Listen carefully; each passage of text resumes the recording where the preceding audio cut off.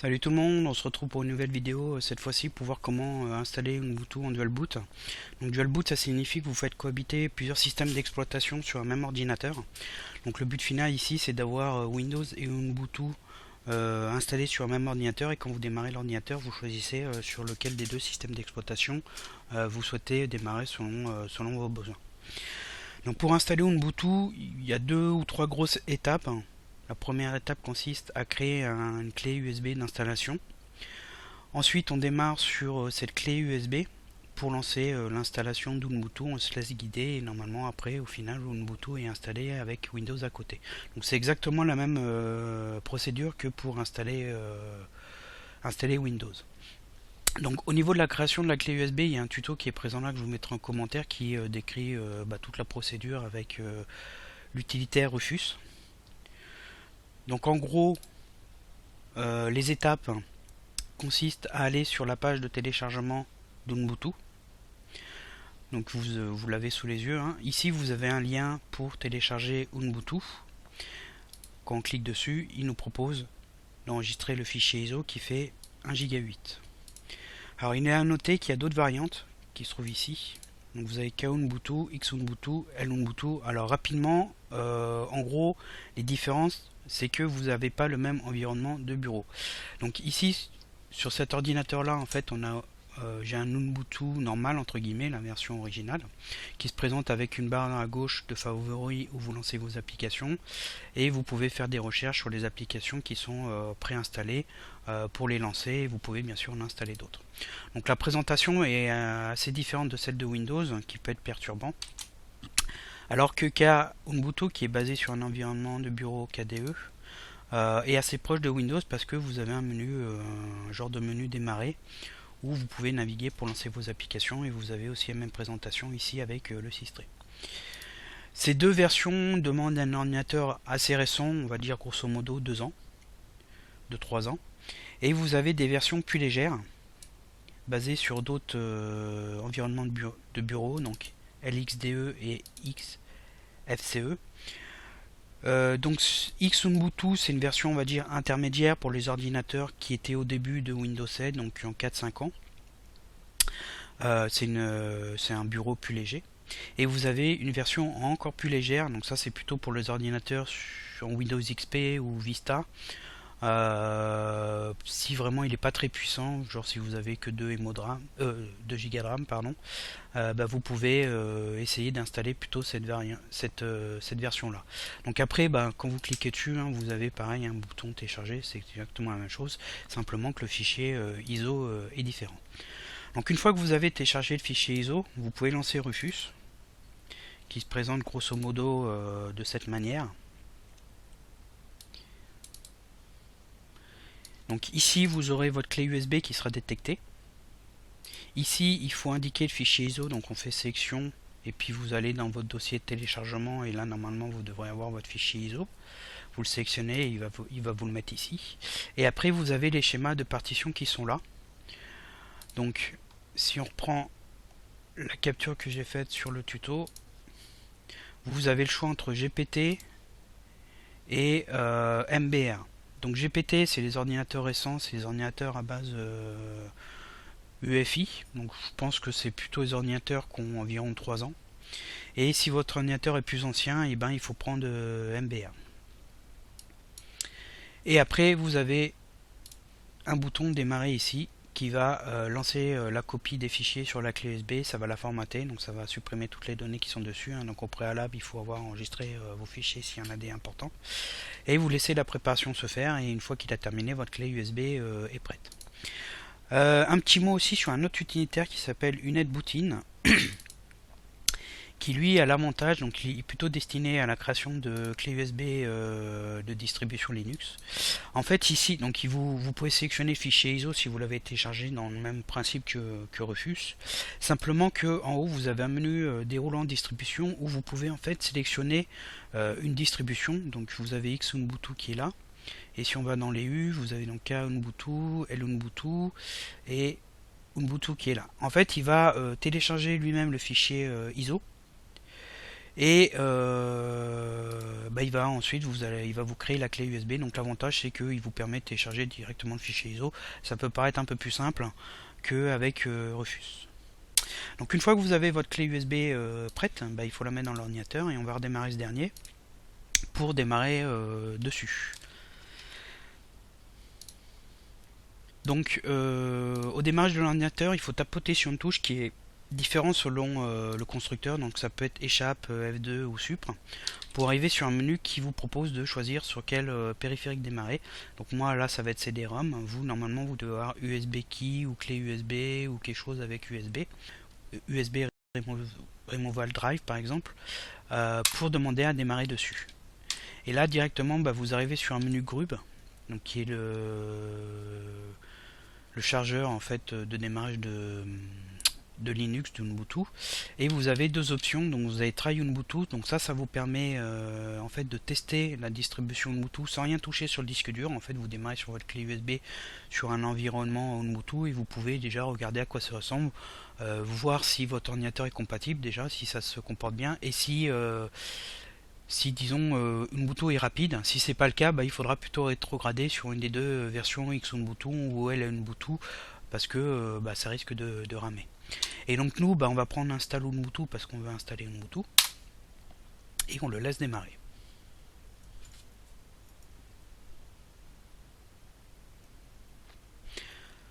Donc il y a un petit temps de démarrage avant que le programme d'installation d'Ubuntu se lance.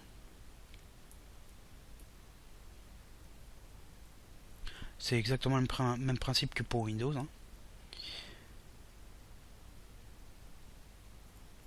Voilà, donc on arrive sur l'installeur qui est par défaut en anglais, donc nous on va prendre français. Donc vous avez des informations de notes, etc. On va faire continuer. Ici, il nous montre la disposition du clavier, donc on laisse sur français. Bon là, après vous pouvez laisser par défaut avec version obsolète, ou éventuellement sinon vous pouvez prendre celle-là. Et vous faites continuer. Donc ça c'est la partie où il vous demande si vous voulez faire une installation normale avec toutes les applications par défaut, donc navigateur internet, logiciel de bureau, donc LibreOffice, quelques lecteurs multimédia pour lire des vidéos, etc. Ou si vous voulez plutôt une installation minimale avec rien du tout. Donc si c'est un ordinateur de bureau, il faut laisser l'installation normale. Et éventuellement vous pouvez installer des logiciels tiers et pilotes propriétaires, parce que Ubuntu a des accords avec certains, Canonical, l'éditeur d'Ubuntu a des accords avec certains éditeurs et constructeurs de matériel. Vous pouvez le cocher et faire continuer. Donc là il va scanner le disque dur, donc ça peut prendre un peu de temps. Le but étant de vous faire les propositions les plus simples pour pouvoir installer Ubuntu. Et comme vous pouvez le voir, il a détecté qu'il y a une version, il y a un chargeur de démarrage Windows. Et il vous propose en fait par défaut d'installer Ubuntu à côté. Donc c'est le but de cette vidéo, avoir un dual boot. Pour les pros, vous pouvez éventuellement faire autre pour avoir la page des partitions et les régler comme vous le souhaitez, sachant que la disposition des partitions bien sûr sur Linux est différente de Windows, donc faut connaître un petit peu. Et sinon en seconde option vous pourrez carrément effacer tout pour avoir Ubuntu tout seul. Donc ici on va prendre le premier cas, on veut installer Ubuntu à côté de Windows, donc on fait continuer. Alors dans mon cas j'ai un seul disque dur qui fait 60 Go. Si vous regardez là, j'en ai pas d'autres. Si vous avez un second disque dur et que vous voulez le mettre sur un deuxième disque dur, vous cliquez là-dessus, vous aurez SDB. Alors les lettres SDA, SDB, SDC, c'est comme disque 0, disque 1 et disque 2 sur Windows. Au lieu d'avoir des numéros, on a des lettres A, B, C, etc. Donc A c'est le premier disque, B c'est le second disque, etc. Donc moi j'ai qu'un seul disque. Et en fait, il me propose de repartitionner le disque, puisque j'avais une partition de 60 Go pour Windows, et le but c'est de caler ici une partition de 20 Go pour Ubuntu que je peux en fait agrandir en faisant bouger comme ça la partition. Donc ça réduit, selon si je vais à gauche, la partition de Windows et ça agrandit celle d'Ubuntu. Et si je vais vers la droite, ça réduit celle de Ubuntu et ça laisse plus de place à la partition de Windows qui est en NTFS. Donc là, c'est à vous de voir, selon vos besoins, ce que vous comptez faire. sachant que 20 Go c'est largement suffisant si vous allez surfer et faire de la bureautique. Si vous, bien sûr, vous voulez installer certains jeux sur Ubuntu, il vous faudra plus de place, sachant que vous pouvez éventuellement installer ces jeux sur une autre partition ou un autre disque dur. Donc moi je vais laisser comme ça par défaut, enfin ce qu'il y avait à peu près, hein. De toute façon c'est juste une démo, hein. Je ne vais pas garder ce système. Et une fois que vous avez réglé, vous faites installer. Donc là ça va prendre du temps. Alors déjà il nous dit que les modifications vont être appliquées sur le disque, il nous demande si on est sûr, donc on peut faire continuer. Et ça peut prendre un petit peu de temps pour partitionner la partition selon la vitesse de l'ordinateur de 5 à 10 minutes. Vous avez le petit rond là, c'est un peu l'équivalent du sablier sur Windows qui tourne pour vous dire que le système est occupé. Donc on va laisser tourner le temps qu'il repartitionne.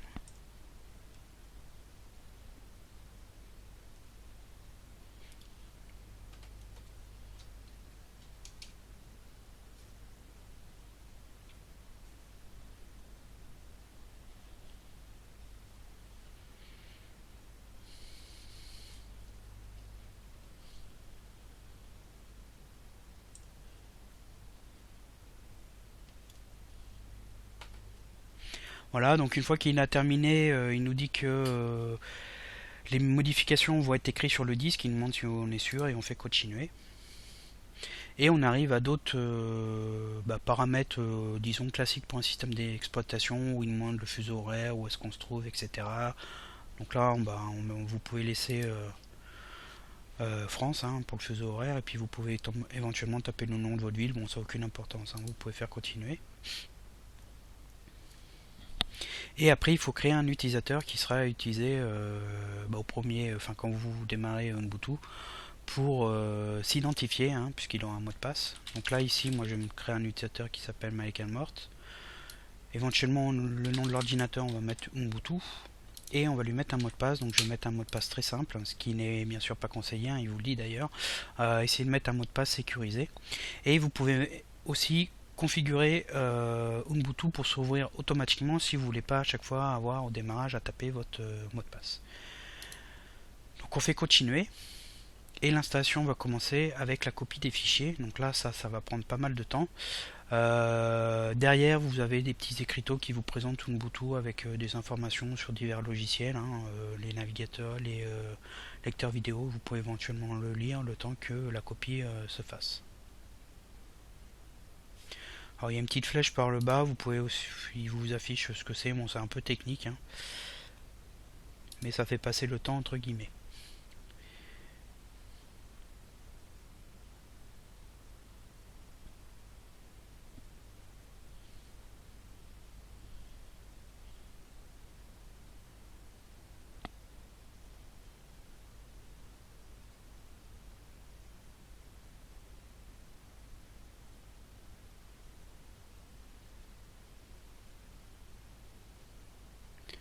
Là, il a l'air d'avoir presque terminé pour la copie des fichiers. Il y aura peut-être d'autres phases derrière. Voilà, donc installation du système. Moi, je l'ai installé sur un ordinateur assez puissant. Il a fallu 5 à 10 minutes de copie. Alors, il y a des téléchargements aussi qui se font, hein, donc selon votre vitesse de connexion, ça peut prendre un peu de temps. Et sur un ordinateur portable un peu moins puissant, il a fallu 15 à 20 minutes hein, de copie.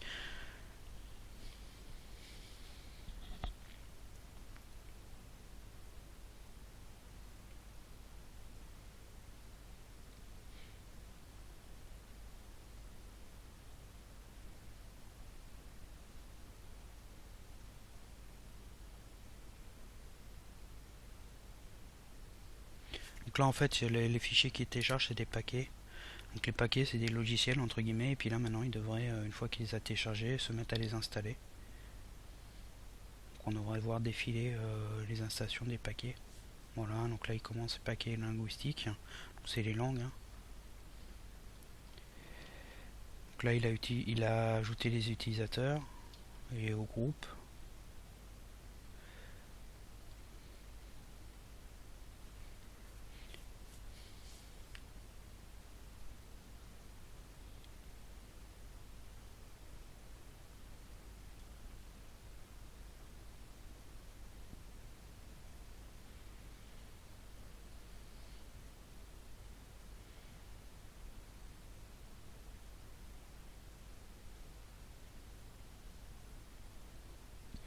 Voilà, donc là il est en train d'installer les différents logiciels. Thunderbird, c'est un client de messagerie qui existe d'ailleurs sur Windows.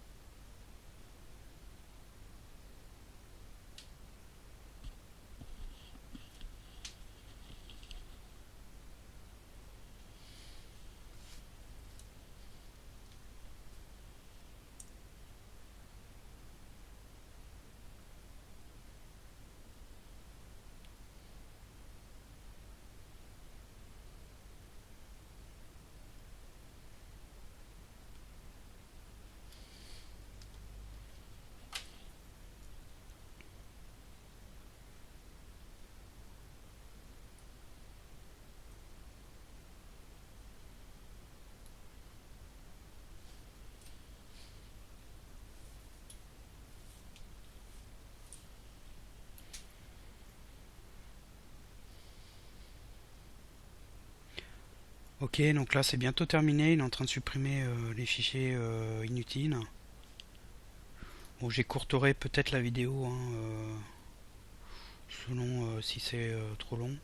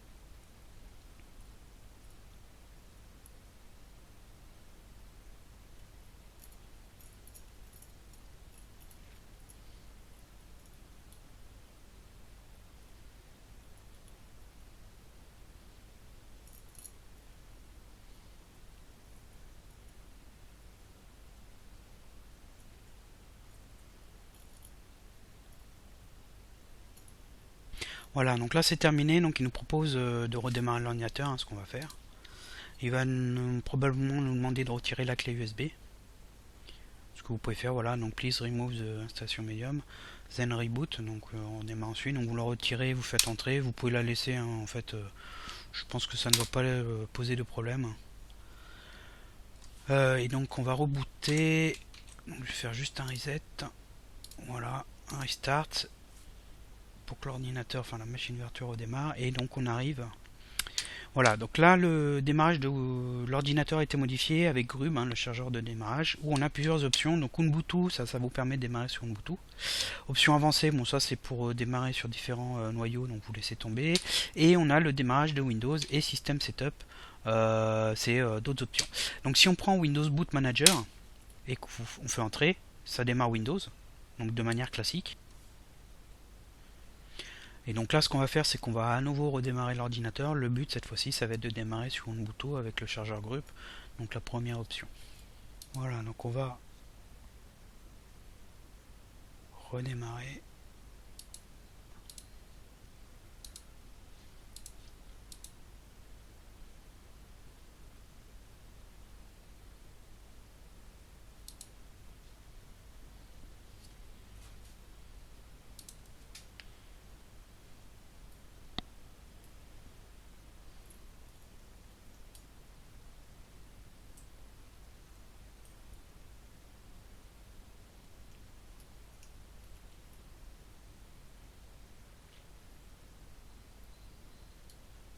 Voilà, donc là l'ordinateur redémarre et on va à nouveau avoir Grum, donc vous l'aurez à chaque fois.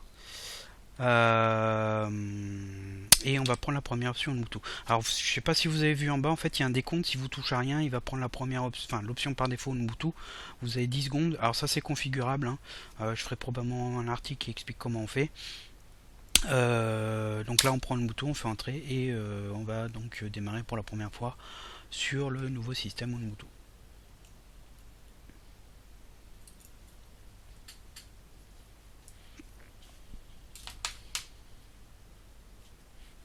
Voilà, donc là il nous demande de nous identifier. On tape son mot de passe, on fait A et on devrait avoir le bureau qui se charge. Voilà, donc alors vous avez un assistant de bienvenue, hein, qui vous explique ce qu'il y a de neuf dans Ubuntu, etc. Donc vous pouvez faire suivant. Et donc on est sur le bureau, on a le navigateur, je pense que Internet doit fonctionner. Ça a l'air. Et donc là tout est opérationnel. Et on peut même aussi, pour que ce soit plus joli, peut-être agrandir. Alors il y a arrière-plan, je sais pas trop où c'est sur Ubuntu. Bon, j'aurais voulu juste agrandir la résolution. Bon, quoi qu'il en soit, comme vous pouvez le voir, c'est pas très compliqué.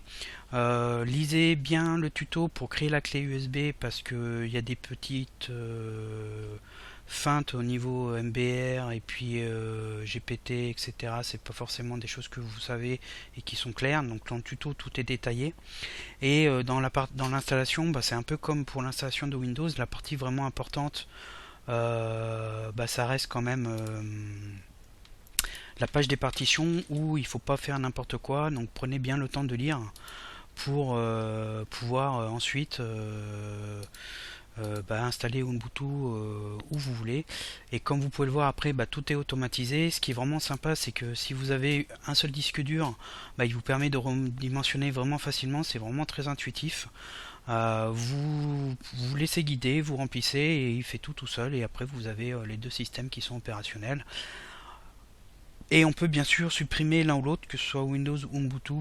Ensuite, je pourrais vous mettre un article qui explique comment supprimer le dual boot et un article plus global sur le fonctionnement du dual boot au niveau de certains paramètres, si vous voulez changer l'ordre de démarrage, etc.